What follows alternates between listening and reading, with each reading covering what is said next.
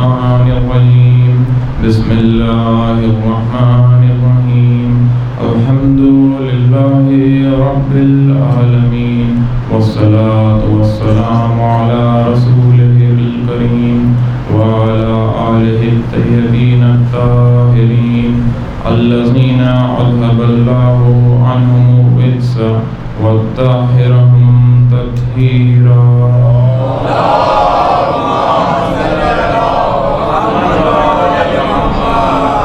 بسم الله الرحمن الرحيم قال رسول الله صلى الله عليه وآله وسلم ذکر علی عبادہ صلوہ.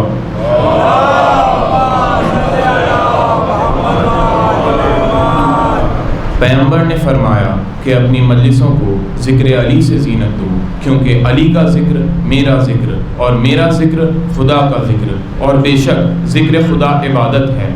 کوئی مولا کائنات کے ذکر کی فضل کیسے ادا کرے گا؟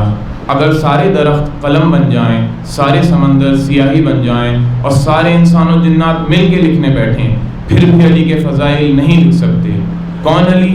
وہی علی کہ جن کی آنکھ عین اللہ، کان اذن اللہ، زبان لسان اللہ، چہرہ وجہ اللہ، ہاتھ ید اللہ، تلوار سیف اللہ، لقب اسد اللہ، اور جس گھر میں میرے مولا کائنات پیدا ہوئے وہ گھر بیت اللہ. صلوات پڑھیں محمد.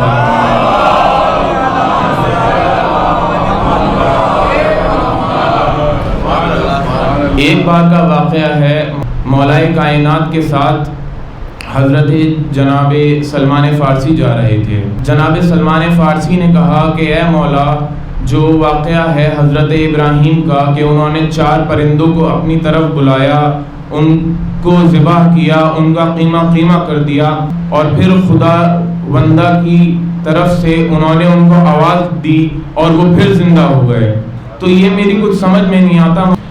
تو مولا نے کہا کہ اے سلمان، تم یہ دیکھنا چاہتے ہو یا سننا چاہتے ہو؟ حضرت سلمان نے کہا کہ مولا اگر یہ دیکھ سکوں تو پھر کیا بات.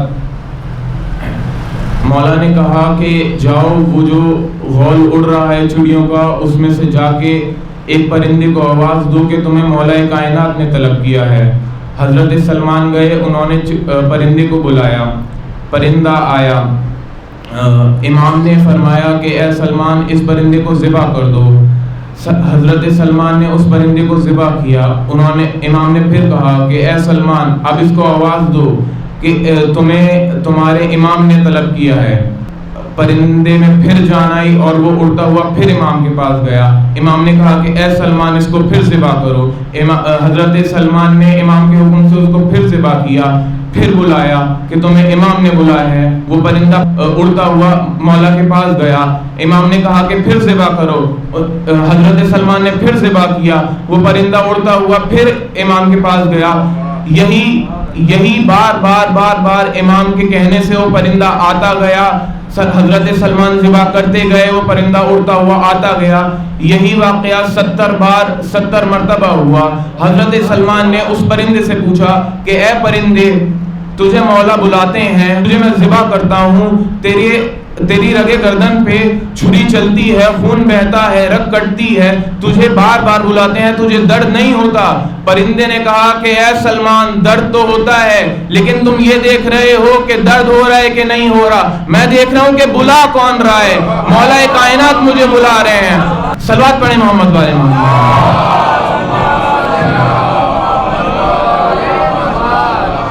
پرندے نے کہا کہ اے سلمان، اگر مولا مجھے اسی طرح شب محشر تک بلاتے رہے، میں شب محشر تک آتا رہوں گا.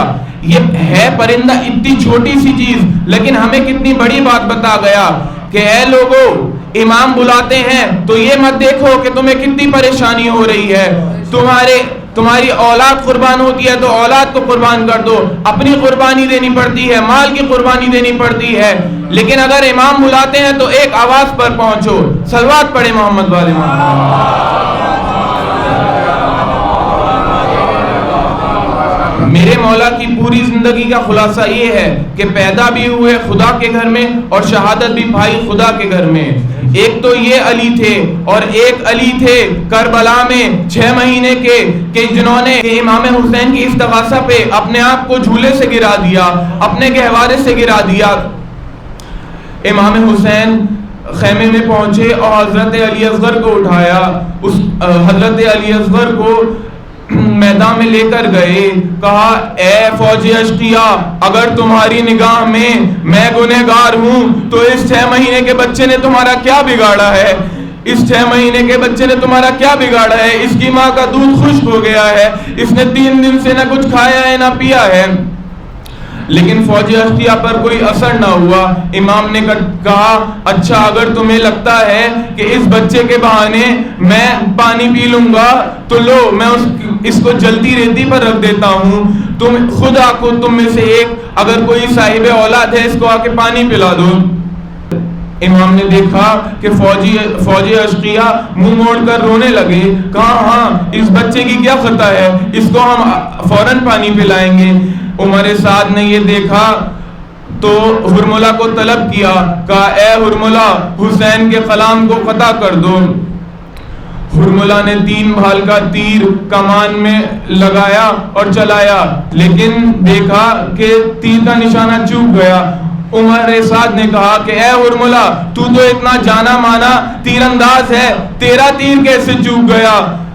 تو ہرملہ کہتا ہے کہ اے عمر سعد تو وہ نہیں دیکھ رہا جو میں دیکھ رہا ہوں. تیر کے سامنے میری آنکھوں میں کبھی بی بی فاطمہ زہرا آ جاتی ہیں, کبھی رسول خدا آ جاتے ہیں, کبھی علی مرتضیٰ آ جاتے ہیں. کہتے ہیں کہ اے ہرملہ اس بچے نے تیرا کیا بگاڑا ہے, یہ تو 6 مہینے کا شیرخوار ہے. بہرحال ہرملہ نے پھر 3 بھال کا تیر لگایا اور چلایا. حضرت علی اصغر کی گردن اتنی چھوٹی تھی کہ وہ تیر ان کی گردن کو چھیدتا ہوا امام حسین کے ہاتھ میں پیوست ہو گیا. امام حسین نے وہ خون لیا اور چاہا, حضرت علی اصغر کا خون لیا اور چاہا کہ اس کو آسمان کی طرف پھینک دیں, تو آسمان سے آواز آئی کہ اے امام حسین اگر اس خون ناحق کا ایک بھی قطرہ اس آسمان پہ پڑا تو کبھی بارش نہ ہوگی. امام نے چاہا کہ وہ اس خون کو زمین پر پھینک دیں, تو زمین سے آواز آئی کہ اے امام حسین اگر اس خون ناحق کا ایک بھی قطرہ یہاں پڑا تو یہاں سے گیہوں کا ایک دانہ نہ اگے گا.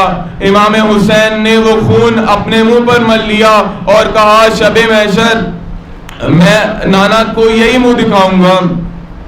امام حسین حضرت علی اصغر کی ننھی لاش کو خیمے کے پیچھے لے کر گئے اور ذوالفقار سے لحد کھود کے حضرت علی اصغر کی ایک ننھی سی قبر بنا دی.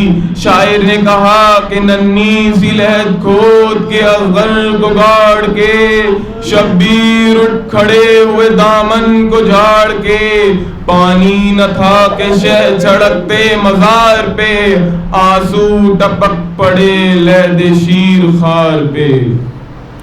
اللہ لعنت اللہ وعلی قوم الظالمین.